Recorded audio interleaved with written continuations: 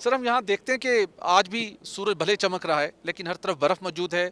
बहुत शदीद ठंड पड़ती है यहाँ पर। जी। तो एनएलसी ने जब 2017 में ये जिम्मेदारी ली तो इसको किस लेवल पर आपने डेवलप किया है और आज यहाँ पर क्या आपकी हैंडलिंग फैसिलिटी है और इंटरनेशनल मेयार के मुताबिक कैसे इंपोर्ट एक्सपोर्ट का सिलसिला जारी है? जी, हमने अब तक आप जैसा आप अभी इस वक्त देख रहे हैं कि हम बर्फ़ों में ढके हुए हैं, लेकिन अल्हम्दुलिल्लाह ऑपरेशन आपके सामने चल रहा है, जारी सारी है। और हमारी कोशिश ये रहती है कि जो ट्रेडर है, जो एक्सपोर्ट एक्टिविटीज़ हैं, ये जो बिज़नेस की जितनी भी ट्रेड एक्टिविटीज़ चल रही हैं, उनको हम ऐसे तरीके से अंजाम दे सकें। पोर्ट जहाँ पहले जिस तरह मौजूद था और अब में बड़ा एक सिग्निफिकेंट इंप्रूवमेंट आया है, जो कि शायद आप लोगों को विजिबल ख़ुद आपने देखा होगा। हम जो ट्रेड एक्टिविटी के ऊपर ख़ास तौर पे फोकस करके बैठे हैं वो टीआईआर के ऊपर, रजीम के ऊपर करके बैठे हुए हैं, जिसकी बुनियाद पे uninterrupted, without any problem, without any issue हम एक मुल्क से दूसरे मुल्क जा सकते हैं, जिसमें कि कस्टम का प्रोसेस सिग्निफिकेंटली बहुत रिड्यूस हो जाता है। एट द सेम टाइम हम जो बॉर्डर क्रॉस करने के बाद की जो एक्टिविटीज़ आती हैं वो सिग्निफिकेंटली बहुत स्मूथ हो जाती हैं, जिसकी बुनियाद पे एक सामान, जिस तरह पहले भी आपको मैंने आगाही दी थी कि सामान जो है एक बड़े लिमिटेड टाइम पीरियड के लिए एक जगह से दूसरी जगह पे पहुंचाया जा सके।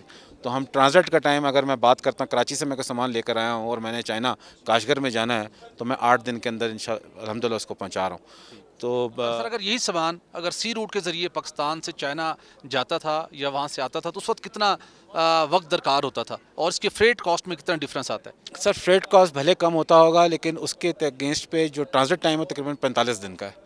तो वो टाइम ट्रेडर जो है, जब वो देखता है कि उसको कम टाइम पे चीज़ ऐसे तरीके से विदाउट डैमेज हुए हुए पहुंच सकती है, तो मैं क्यों ना इस चीज़ के ऊपर अडॉप्ट करूं और बाय रोड लेके चीज़ें जाऊं।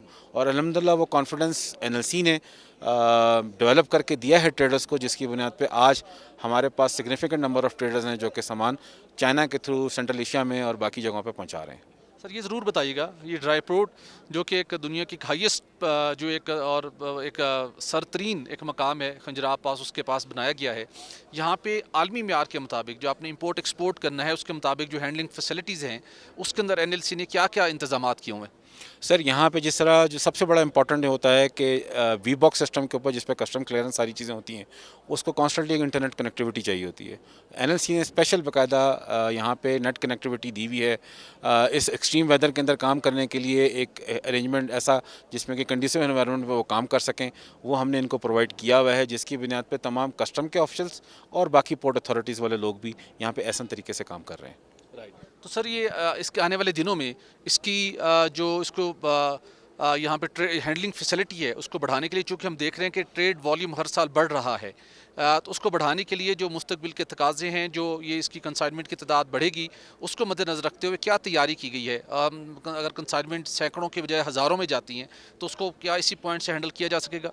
सर, इस पॉइंट में सिग्निफिकेंट ग्रोथ जो नज़र आपको आ रही है, उसमें डेफिनेटली स्पोर्ट की जो एक्सपेंशन है वो प्लानिंग स्टेज के अंदर मौजूद है और इंशाल्लाह आपको अनकरीब इसी साल के अंदर ही कुछ डेवलपमेंट नज़र आना शुरू हो जाएगी। बिल्कुल ठीक है। नाज़रीन, ये ड्राई फ्रूट जिसको एनएलसी ऑपरेट कर रही है, मैनेज कर रही है, दिन रात काम कर रहा है और उसके अंदर फ्यूचर के तकाज़ों के मुताबिक भी तमाम इंतज़ामात किए कि जैसे जैसे ट्रेड वॉल्यूम बढ़ रहा है उसके मुताबिक इसको भी उससे हम आहंग रखा जाए। जदीद टेक्नोलॉजी का यहाँ पे तनसीब की गई है और मैं आगे बढ़ूँ तो आपको दिखा सकूँ। नाज़रीन, पाकिस्तान में इस वक्त चाइनीज़ गाड़ियों की बहुत ज़्यादा भरमार है, मुख्तलिफ गाड़ियाँ मार्केट में एंटर हो रही हैं। तो आपने देखा होगा अपने शहरों में लाहौर, कराची, इस्लामाबाद, रावलपिंडी के अंदर बहुत सी गाड़ियाँ आ रही हैं। तो वो गाड़ियाँ भी इसी रूट के ज़रिए, इनके लैंड रूट के ज़रिए से इसी ड्राई पोर्ट के ऊपर क्लियर होने के बाद पाकिस्तान आ रही हैं। तो इस वक्त रिसेंटली अब मैं दिखाऊं, अभी कुछ गाड़ियाँ पहुंची हैं, मेरा कैमरामैन दिखा सके आपको। तो ये देखिए, ये गाड़ियाँ चाइना से इंपोर्ट हुई हैं। इंपोर्ट होने के बाद अब इनकी यहाँ पर क्लियरेंस का एक प्रोसेस है जो इसी एनएलसी के इस ड्राई पोर्ट के ऊपर यहाँ से इनकी क्लियरेंस होगी और इनकी क्लियरेंस होने के बाद ये फिर आगे पाकिस्तान पहुँचेंगी, मुख्तलिफ शोरूम्स पर जाएंगी और फिर इनको मार्केट में फ़रोख्त के लिए पेश किया जाएगा। हम आगे बढ़ के आपको दिखा सकें, ये इलेक्ट्रिक व्हीकल्स हैं, चाइना से आई हैं और अब इनकी इस वक्त जब हम यहाँ पर मौजूद हैं, प्रोग्राम की रिकॉर्डिंग का सिलसिला जारी है, उसी लम्हे ये गाड़ियाँ यहाँ पर पहुँची हैं। इनकी यहाँ पर क्लियरेंस होगी और क्लियरेंस के बाद ये गाड़ियाँ यहाँ से डिफरेंट डेस्टिनेशंस पे जाएंगी। आगे देख सकते हैं कुछ मज़ीद गाड़ियाँ यहाँ पर पहुँची हैं। जिनकी यहाँ से सारा ये प्रोसेस होना है।